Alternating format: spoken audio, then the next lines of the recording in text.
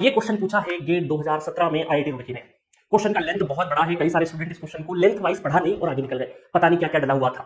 और एक वर्ड है इस क्वेश्चन के अंदर जिस वर्ड से काफी जनता भागती है, काफी स्टूडेंट भागते हैं, परम्यूटेशन, कॉम्बिनेशन एंड प्रोबेबिलिटी। ये टॉपिक थोड़ा सा कमजोर होता है, इस वजह से यहां पर आप देखो इस क्वेश्चन को पढ़ते टाइम पे पॉसिबल परम्यूटेशंस था कुछ भी नहीं क्वेश्चन में, बट सिर्फ क्वेश्चन को शांति से पढ़ने की जरूरत थी। बट एग्जाम में शांति कहां होती है सर, खून एकदम हाई स्पीड से भग रहा होता है, बीपी अप डाउन होता रहता है, कूल एंड काम एंड कंपोज कहां रह पाते हैं।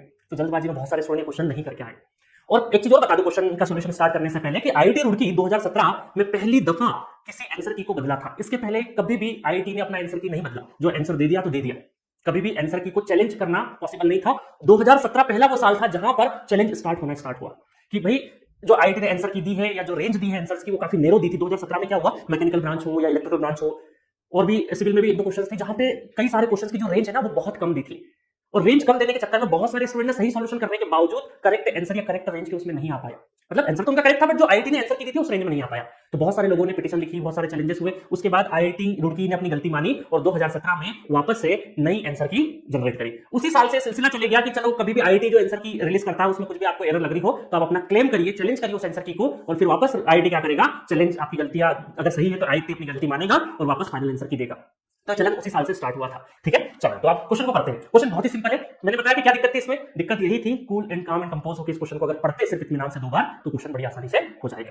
और अगर हड़बड़ाहट में पढ़ोगे और कई बार लेंथ देख के एग्जामिनेशन हॉल में क्वेश्चन छोड़ देते बहुत सारे स्टूडेंट, तो ऐसा नहीं करना है। ठीक है, चलिए क्वेश्चन पढ़ते हैं।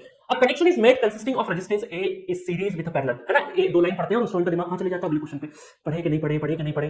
कभी भी एक चीज गोल्डन रूल ध्यान रख लो कि जब भी कोई क्वेश्चन कर रहे हो तो आपका मन तन धन पूरा फोकस उसी क्वेश्चन पे होना है। उसके पहले क्या किया आपने और आगे क्या है क्वेश्चन वो नहीं ध्यान देना है। क्वेश्चन को बहुत फोकस होकर पढ़ाई करना है। और आप तोड़ दो क्वेश्चन को, दो टुकड़ों, दो लाइन के टुकड़ों में तोड़ो, दो लाइन को समझो, यहाँ पे लिखते जाओ ताकि आपको लेंथ बड़ी नहीं लगेगी। इसको तोड़ दो, है ना। चलिए, बचपन में कहानी याद नहीं थी कि 100 लकड़ी अगर छोटी छोटी ले लोगे और उसको तोड़ोगे तो नहीं टूटेगी, क्योंकि एकता में शक्ति होती है। तो शक्ति को तोड़ना है तो डिवाइड कर दो चीजों में, डिवाइड एंड रूल, जैसे अंग्रेजों ने हमको किया था।